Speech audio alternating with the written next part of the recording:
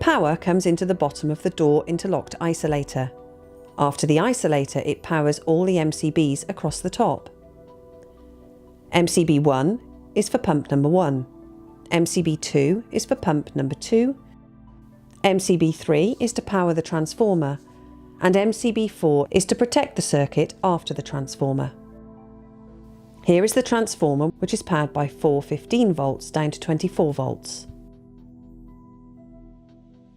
This is the low-level relay, LLR, the pump 1 fault relay, FR1, and then the pump number 2 fault relay, FR2. Here is your slow start timer.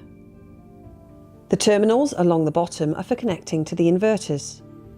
Terminals 1 and 2 are low-level float switch terminals, and 24 and 25 are volt-free contacts for a twin pump. Terminals 26 and 27 are volt-free contacts for a triple pump. On the front of the door you have the power on lamp, the fault lamp, inverter 1 isolator, inverter 2 isolator, door interlocked isolator, and the panel lock.